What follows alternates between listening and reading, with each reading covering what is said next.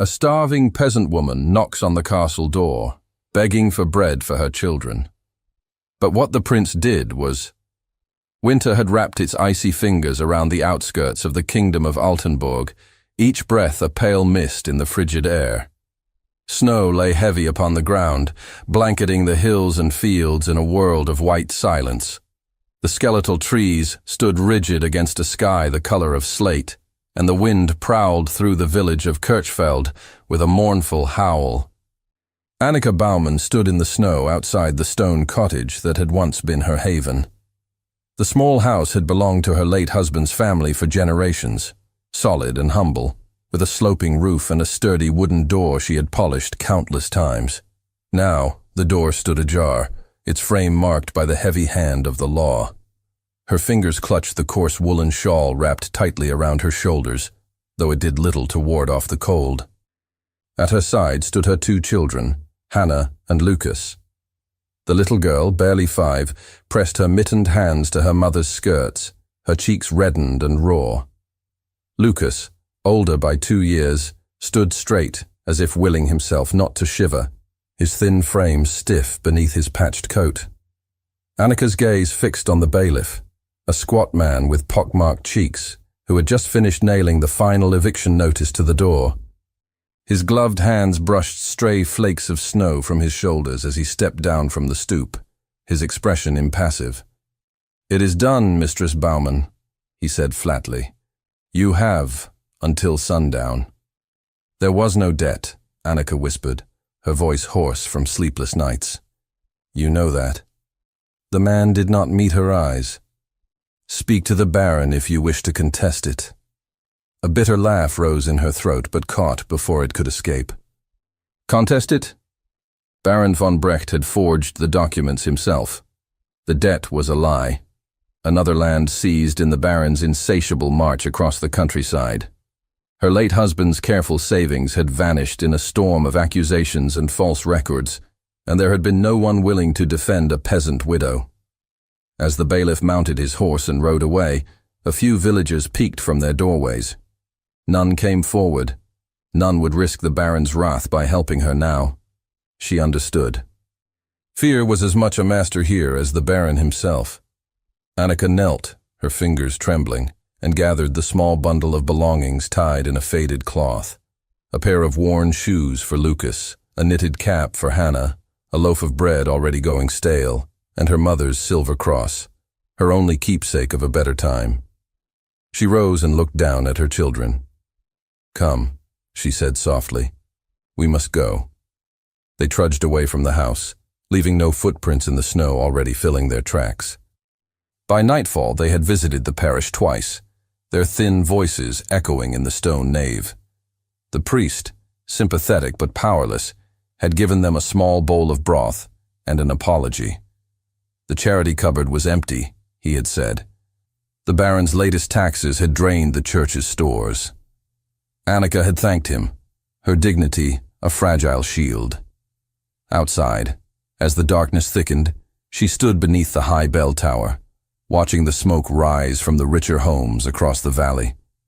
The castle's silhouette was etched against the night sky, its turrets stark and proud. She knew what would happen to her children if she did nothing. The thought was a blade in her chest. For days, they had eaten little. Her son's eyes had begun to glaze with hunger.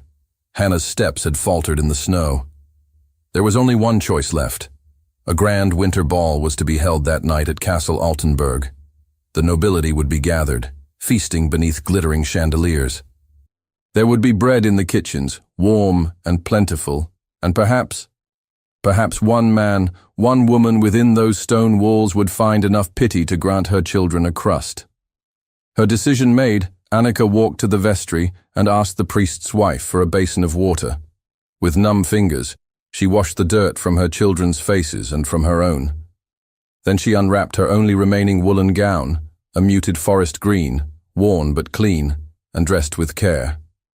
Her hair, usually braided and tucked beneath a scarf, she arranged in a simple coil at her nape. Her hands shook as she buttoned Lucas's coat and fastened Hannah's shawl. Both children looked up at her with wide eyes. "Where are we going, Mama?" Hannah whispered. To the castle, Annika said, to ask for help. They set out beneath the darkening sky. The snow had begun to fall again, soft flakes swirling around them. The road to Altenburg was long and winding, the stone walls of the castle visible only after hours of trudging through deep drifts. Lucas faltered once, but Annika lifted him onto her hip, her arms burning with the effort. Hannah clung to her free hand, her small fingers stiff with cold. By the time they reached the gates, dusk had given way to evening. Lanterns flickered along the high ramparts. From within the castle, strains of music drifted through the crisp air, strings and harpsichord, muffled laughter, and the clink of goblets. The great oaken doors at the entrance were open, spilling light onto the snow-covered courtyard. A line of carriages stood outside, their occupants stepping forth in velvet cloaks and jeweled gowns. Annika drew her children close and walked forward, each step deliberate. At the threshold stood a liveried footman, tall and sharp-featured, a sneer already curling his mouth as he caught sight of her. She stopped before him, her breath coming in thin clouds. "Please," she said, her voice steady despite her trembling. "I wish only to ask for bread for my children." The footman let out a bark of laughter. Several nobles ascending the steps paused to look, amusement flickering in their eyes.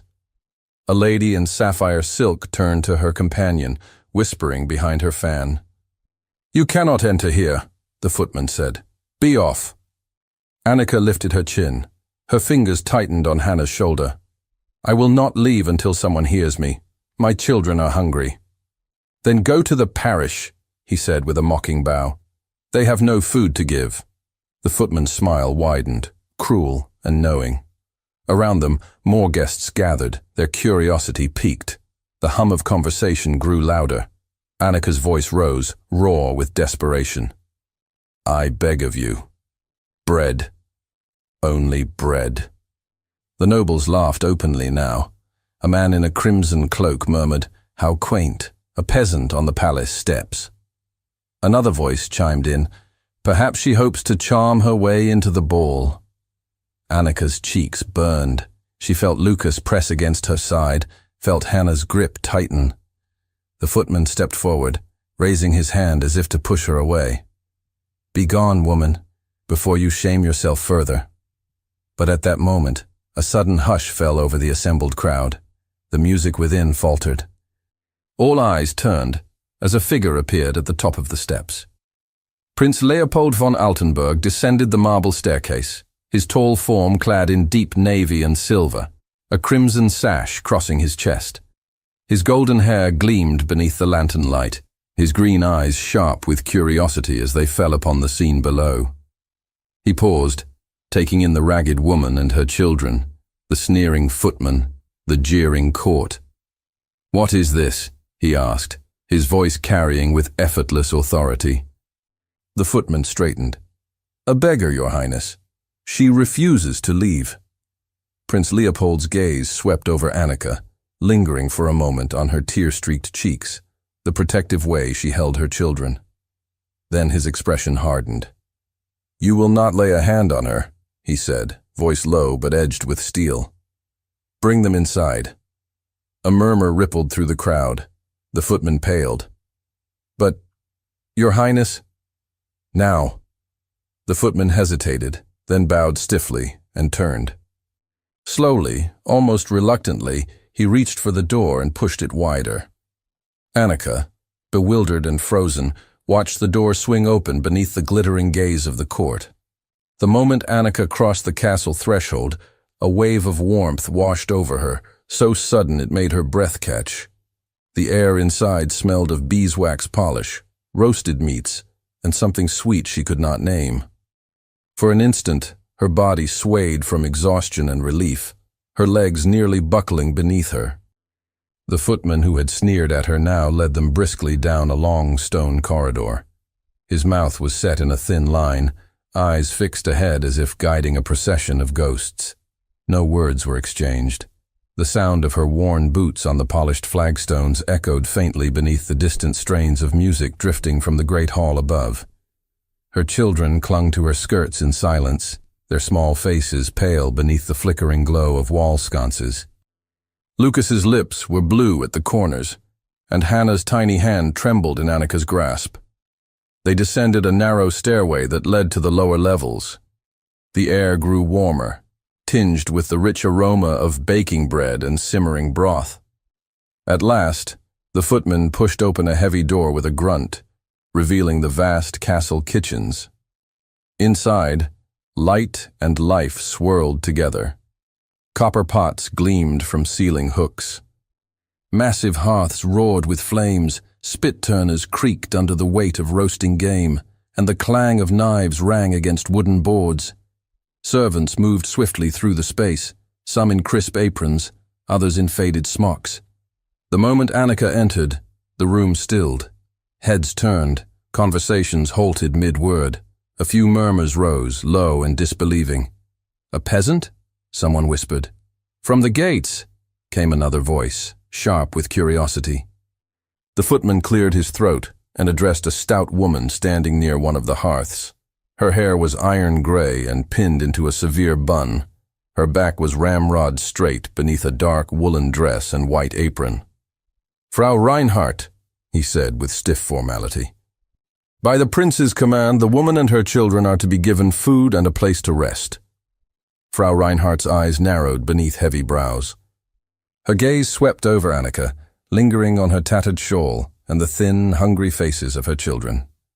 Whatever judgment she held behind those sharp eyes, she did not voice it aloud. "Very well," she said crisply. "Come this way." Annika murmured her thanks, her voice scarcely audible. She followed the housekeeper across the bustling kitchen to a low bench near the largest hearth. The stone floor was warm beneath her feet, the fire's heat wrapped around her like an embrace after the merciless cold outside. With efficient gestures, Frau Reinhardt summoned a young scullery maid. Moments later, steaming bowls of broth and thick slices of bread were set before them. Annika helped her children to the food first, watching as they ate with ravenous haste. When she finally lifted the spoon to her own lips, the broth burned her mouth, but she hardly cared. It was warmth. It was life. "You may rest here for tonight," Frau Reinhardt said, her voice low but not unkind. "But mind yourself. The nobles will not take kindly to your presence, even at the prince's behest." Annika met the woman's gaze squarely. "I have no wish to cause trouble." The housekeeper's expression softened by a fraction. "See that you don't. We have enough of that already." Wordlessly, Annika nodded. As the evening deepened, she wrapped her children in the provided blankets and settled them beside the hearth. Hannah fell asleep almost instantly, her small body curled against Lucas's side.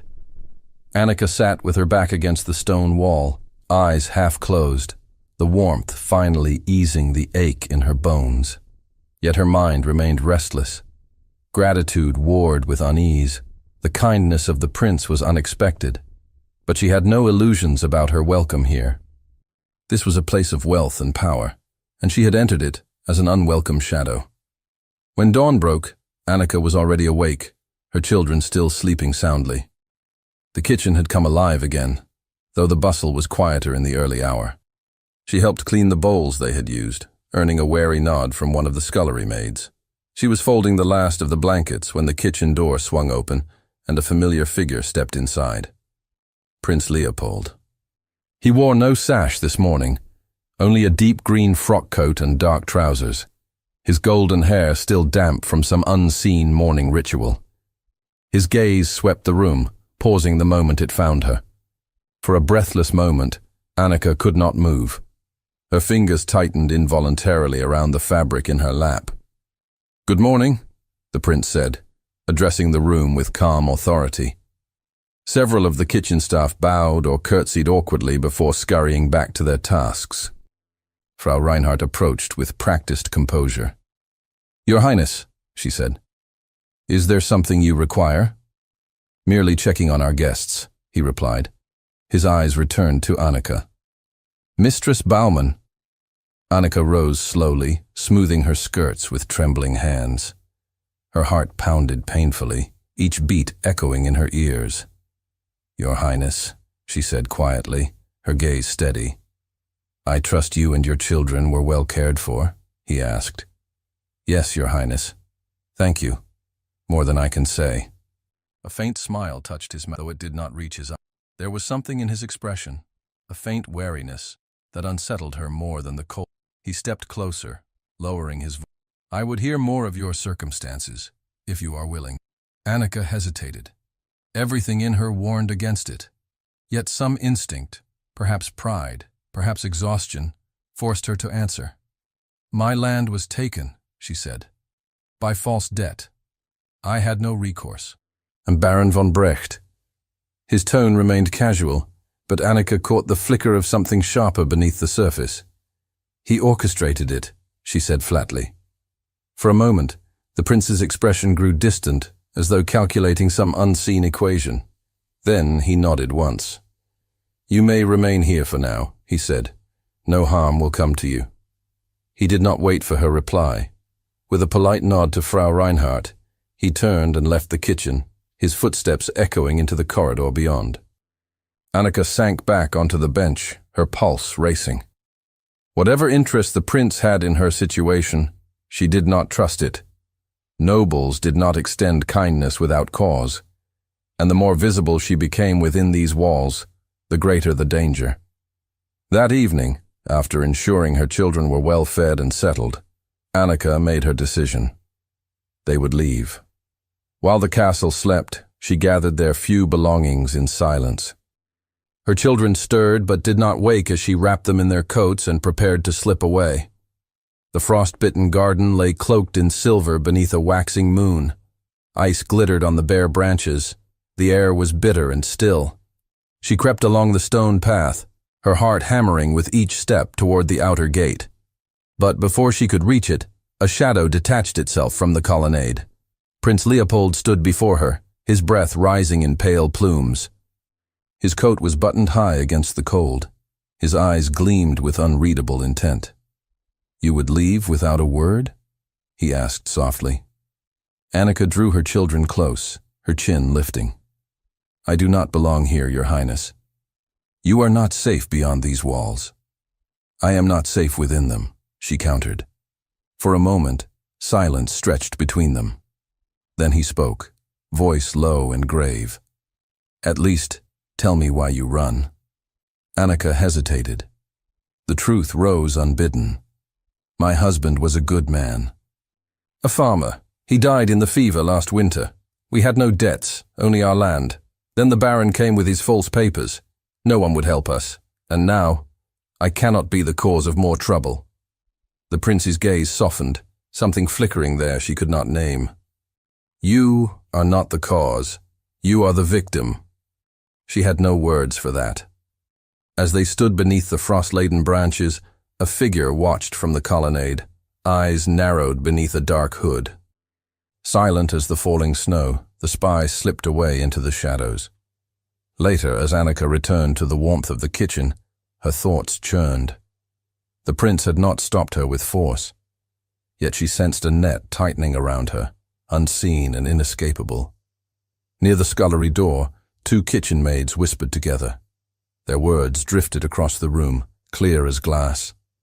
The Baron arrives tomorrow. He knows she's here. The next morning dawned cold and brittle, the sky bruised with grey. From the narrow window of the small chamber where Annika and her children had been given lodging, she watched the castle courtyard stir to life. The horses arrived first, hooves striking sharp against the cobblestones. Then came the carriages, sleek and heavy, marked with crests of rank and power. She knew before she heard the servants talk that Baron von Brecht had come. The knowledge knotted in her belly. She remembered the low words she had overheard the night before, the deliberate malice in them. Now the proof paraded before her eyes. A black and gold carriage emblazoned with the Baron's seal drew to a halt beneath the main archway. The Baron himself emerged, his crimson cloak flaring against the snow-dusted stones. He climbed the steps slowly, each movement deliberate. Though not a tall man, he carried himself with a sense of assured entitlement. His narrow face held no trace of warmth. Around him, courtiers and guards murmured their greetings, some bowing with practiced ease. Annika turned away from the window, her heart hammering. She gathered Hannah and Lucas to her side, brushing stray strands of hair from their cheeks. The children sensed her tension, but said nothing. They had learned too well how silence became a shield. Down in the great hall, the Baron greeted the king and his advisers with oily civility, claiming his presence was required for the council's urgent discussions. No mention was made of other motives. But before the hour had passed, he had already begun his quieter work. In whispered conversations and passing remarks, he seeded his poison. "It is most regrettable," he murmured to one of the king's closest counselors, "that His Highness Prince Leopold has shown such misplaced sympathy for a common beggar. One hears that she is housed beneath this very roof." His smile was thin, reptilian. "It would be unwise to allow such indiscretions to mar the dignity of the crown." The words spread quickly. By the time the morning meal was served, the court was already abuzz. Annika's name, or at least the peasant woman's, floated on every breath. Servants whispered behind their hands. Noblewomen exchanged pointed glances. Gentlemen smirked behind their cravats. Annika could feel it in the very air of the castle. Eyes followed her in the corridors, sharp and assessing. Conversations ceased abruptly when she entered a room. Even in the kitchens where she took her meals, the air grew strained. No one spoke to her as they once had. She bore it with her chin lifted, her gaze steady, but each step grew heavier. Prince Leopold had not come again to the kitchen since that night in the garden. She had seen him only from a distance, always flanked by ministers or courtiers. Yet one afternoon, a palace steward arrived in the kitchens bearing a sealed parchment. Frau Reinhardt passed it to her in silence. Annika unfolded the letter with trembling fingers. "By my invitation and the king's consent, you are requested to attend the royal luncheon tomorrow. You shall be seated among honored guests as a sign of courage and fortitude. Attend as you are." It was signed with Leopold's hand. The letter rested in her lap long after she had read it. She knew the danger of such a summons. To appear openly would court greater scorn. Yet to refuse was impossible. A summons from the royal family could not be denied. The following morning, she prepared as best she could. Her forest green woolen gown had been brushed and mended, but it was still plain beside the silks and velvets she would soon face. She braided her hair neatly, coiling it at her nape. No jewelry adorned her neck. Her only adornment was the silver cross she tucked beneath her bodice. Frau Reinhardt regarded her with a rare glimmer of approval as she fastened her cloak. "Hold your head high," the housekeeper said quietly. "You have more dignity than any of them." Annika pressed the woman's hand in silent thanks. When she entered the great dining hall, a hush swept through the gathered nobility. The long table gleamed beneath the crystal chandeliers, set with porcelain and silver. The air was thick with the scent of roasted meats and fragrant wine. At the head of the table, the king sat, his expression unreadable beneath a heavy brow. Prince Leopold stood at his side, tall and composed, though his eyes sought her at once. A footman guided Annika to her seat, beside the prince. The ripple of shock that followed was palpable. Fans fluttered with nervous speed. Men leaned to their neighbors, their whispers sharp and eager. Annika sat with deliberate grace, folding her hands in her lap.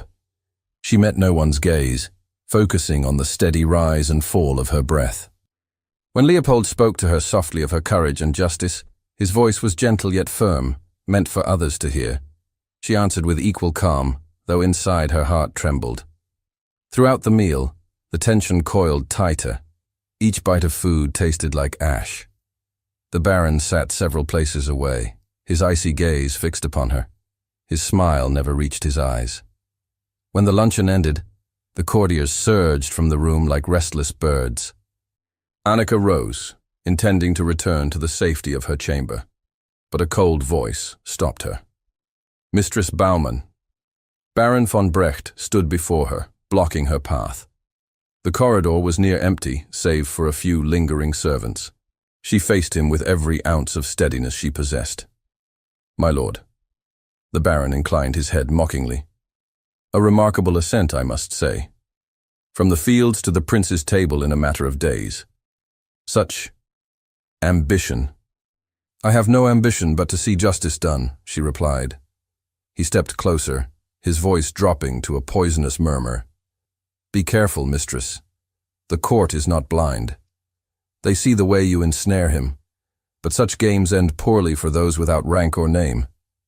You will be cast aside when he tires of you, if you are fortunate. Annika's throat tightened, but she forced her voice steady. I seek no favor from the prince, only what was stolen from me. The baron's smile thinned to a blade. Do not deceive yourself. Your presence here shames the crown. Withdraw while you can, or I will ruin you. Without waiting for a reply, he swept away.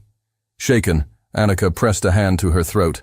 The encounter left her chilled to her marrow, but resolve flared within her. She would not cower. In the days that followed, Prince Leopold sought her more openly. Their encounters, brief though they were, hummed with unspoken emotion. A glance across a corridor, a quiet exchange in the gardens, a moment of stillness that left her breathless. Yet the opposition mounted. Courtiers who once ignored her now watched with open hostility. Rumors twisted through the castle like smoke. Summoned to a private audience, Prince Leopold faced the king's stern command.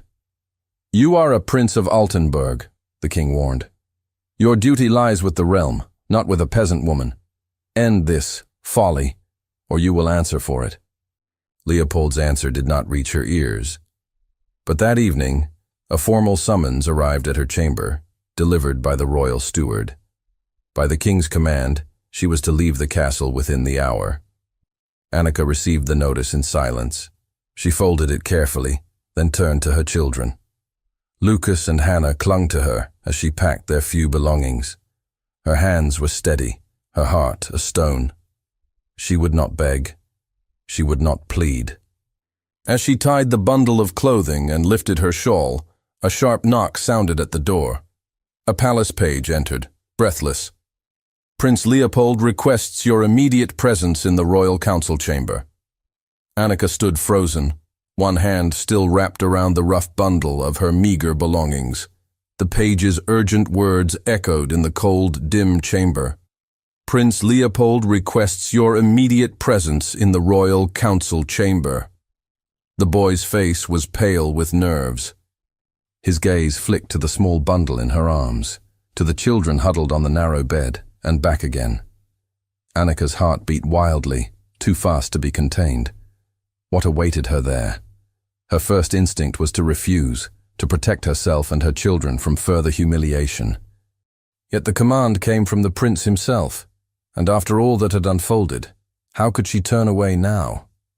Setting her chin, she wrapped her shawl tightly about her shoulders, lifted her bundle, and with a quiet word to Lucas to tend to his sister, followed the page from the room.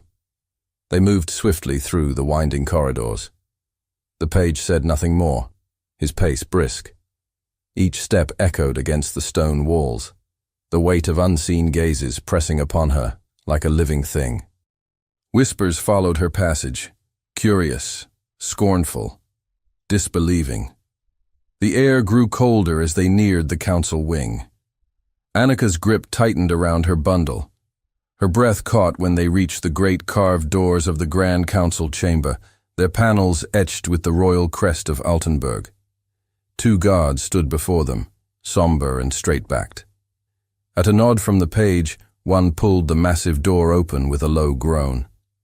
Annika stepped inside, the vast room swallowing her. The chamber was ablaze with light from towering windows and glittering chandeliers. Along the curved walls, courtiers and advisers stood in close ranks, their fine garments shimmering with silks, velvets, and gleaming metals. At the head of the chamber sat the king himself, his heavy frame draped in regal black and crimson. His expression was carved from stone, mouth a thin line, eyes hooded. Baron von Brecht stood to one side, composed, but pale. His gaze landed on Annika like a blade. And at the center of it all, Prince Leopold stood alone. He faced the assembly, tall and unwavering. His frock coat was tailored to perfection, deep navy and silver, his hair gleaming beneath the chandeliers. His green eyes blazed with fierce resolve. As the chamber door closed behind her with a resounding thud, a wave of murmurs rose. "She's here." The peasant, brazen to show her face. Annika fought the urge to retreat. Her feet felt leaden as the page guided her toward the front of the room. She could feel every stare upon her sharp as needles. The bundle in her arms seemed to burn against her skin. At a gesture from Leopold, the murmurs stilled. "My lords," he said, his voice clear and resonant, "before we proceed, it is necessary that you hear the truth." Another murmur swept through the room.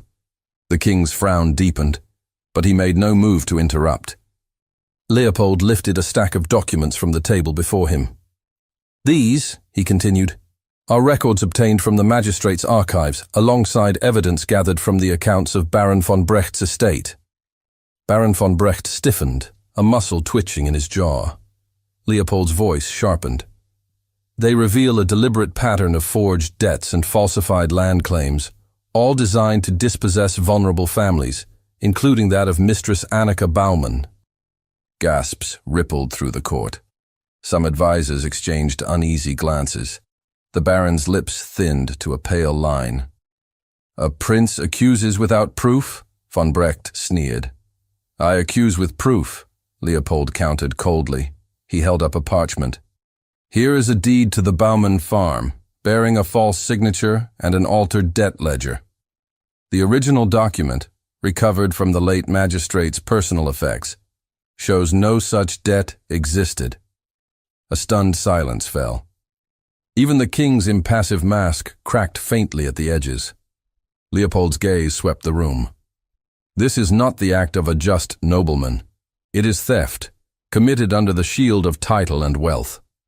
A wave of voices surged forth, some in outrage, others in shocked disbelief. "Is it true? Such audacity! How could the council allow this?" Through the tumult, Annika stood trembling, her bundle clutched to her breast. Every instinct screamed for her to flee, yet she stood her ground. Then Leopold turned toward her, his expression gentled. "Mistress Baumann," he said, "you have suffered in silence. Will you now speak?" The room seemed to narrow around her. Her throat closed painfully. For a moment she could not breathe. Then, as if from some wellspring she had not known remained, her voice rose. "I am Annika Baumann," she began, her words faltering at first. "My husband, Martin Baumann, died last winter. We owed no debts. Our farm was ours by right. But when I buried him, the baron's men came with papers I had never seen." A rustle of shock greeted her words. She forced herself onward. "They said my husband had borrowed against our land, that he had left us in debt. It was a lie. I pleaded, showed them our records, but they would not listen." Her voice steadied, each word gaining strength. "My children and I were driven from our home in the dead of winter. No one would help us. I came here only to beg bread for my children. I never sought to shame this court." When she finished, the chamber remained hushed. Her hands trembled, but her chin was high. A low murmur began, different this time, words of sympathy, of admiration. Such courage. She speaks true.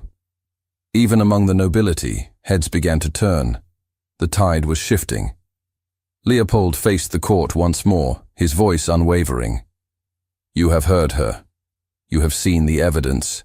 I will not stand idle while injustice festers within these walls."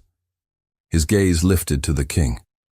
"Nor," he said softly, "will I abandon the woman I have come to admire and care for. I speak openly. My affection for her is sincere, and I will not be dissuaded." The chamber erupted. Shouts and gasps filled the air. The king rose sharply, his face dark with fury. His voice thundered. "Enough!" Silence fell once more, but the damage was done.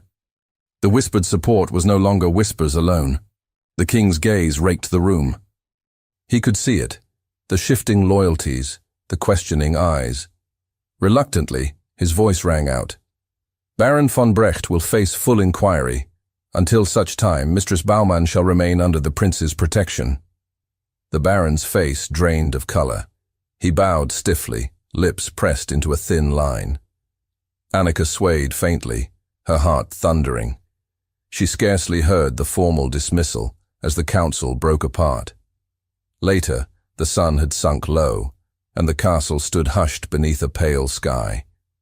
In the quiet of the ancient chapel, where flickering candles cast long shadows across stone and glass, Annika found herself alone, until the prince entered.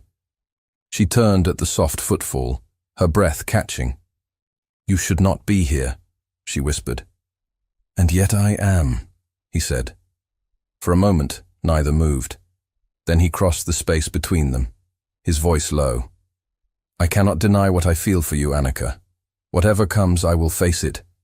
With you." Tears stung her eyes. "I do not wish to bring ruin upon you." His fingers brushed her cheek, tender and reverent. "You bring me hope."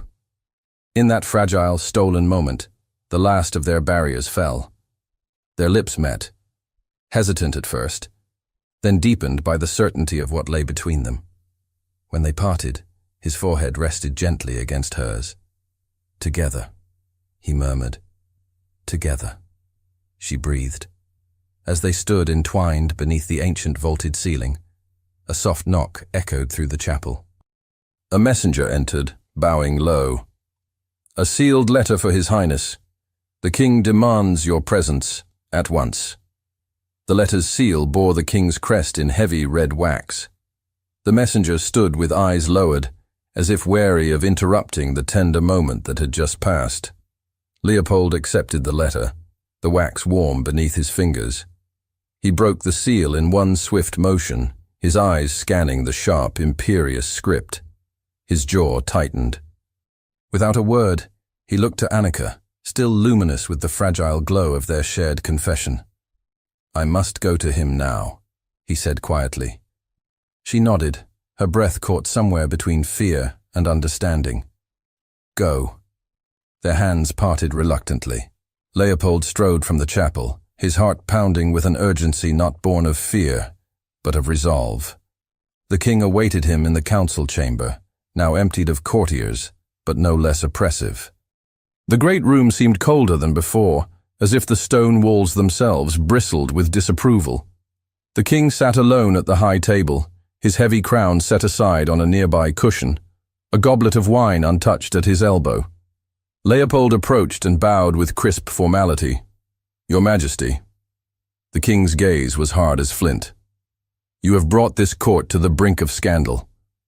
Leopold met his father's eyes steadily. "I have revealed a crime against a loyal subject of this kingdom. If that is scandal, so be it. You have exposed a fellow noble, humiliated a man of standing before the court, and now you claim affection for a commoner. Do you grasp the gravity of what you risk?" Leopold drew a breath. "I do." "Then hear me clearly." The king's voice rang through the chamber.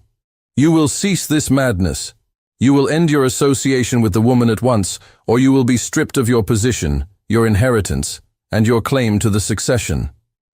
The threat hung in the air like smoke. Leopold's answer came without hesitation. "If that is the price of honesty, I will pay it. If loving Annika Baumann costs me a throne, I will forfeit it." The king's brows drew together in disbelief. "You would cast aside your duty to the realm for this?" "For love, and for what is right," Leopold said, his voice low but unshakable.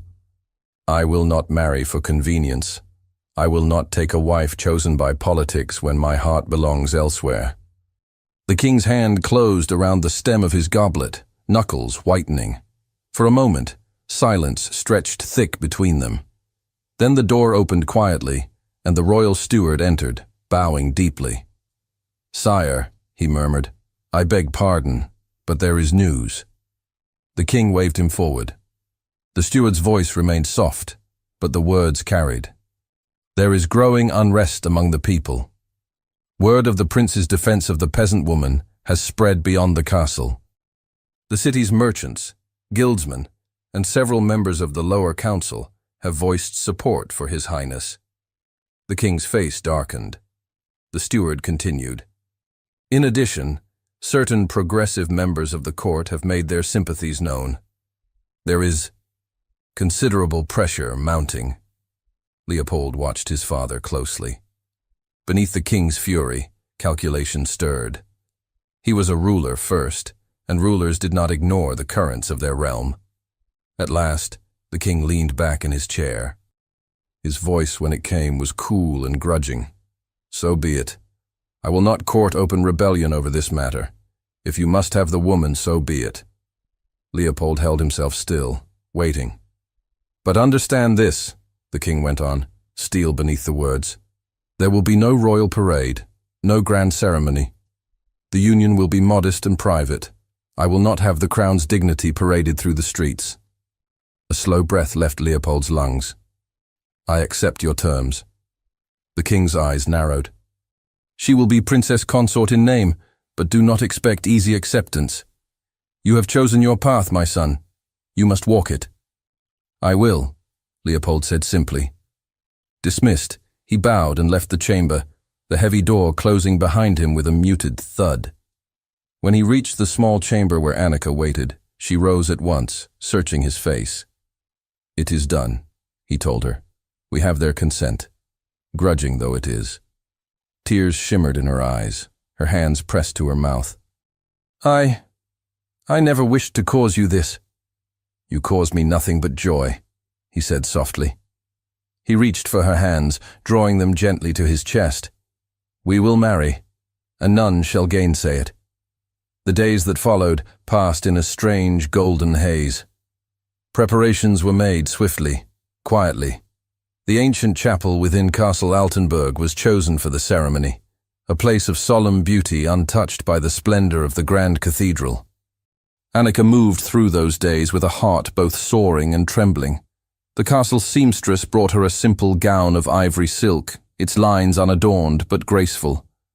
In the quiet hours, Annika braided Hannah's hair, kissed Lucas's brow, and whispered to them of the life soon to come.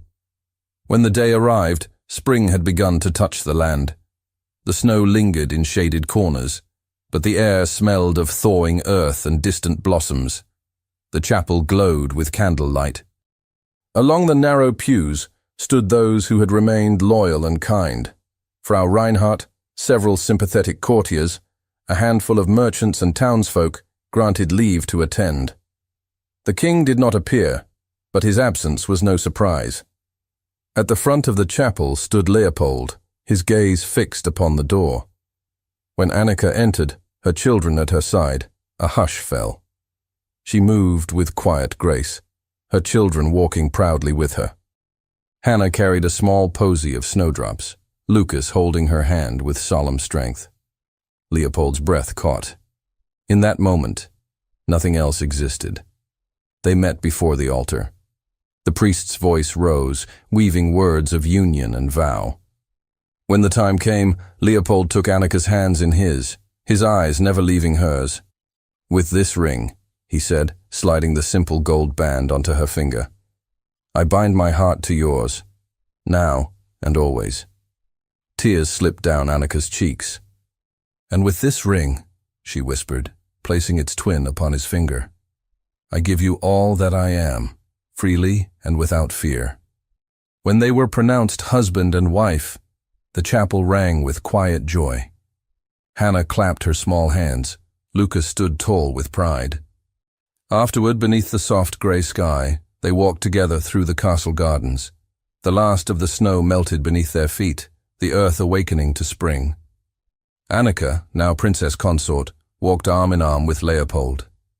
Her children skipped ahead, their laughter bright. Around them, nobles who had once scorned her now inclined their heads in respectful greeting, if not yet warmth. At the edge of the garden, they paused beneath an ancient oak. Together, they gazed out over the river valley below, its waters sparkling beneath the returning sun. A future reclaimed, a love unbroken.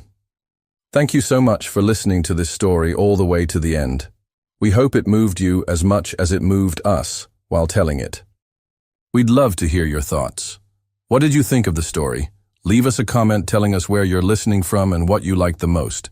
On a scale of 0 to 10, how would you rate this story? If you enjoyed this story, don't forget to subscribe to the channel and give it a like to show your support. That really motivates us to keep creating and sharing more stories full of emotions and life lessons. And before we say goodbye, we'd like to remind you that on the end screen, you'll see a recommendation for another exciting and charming story. If you'd like to enjoy it, just click on the video. Thank you once again for being here, and we'll see you in the next story.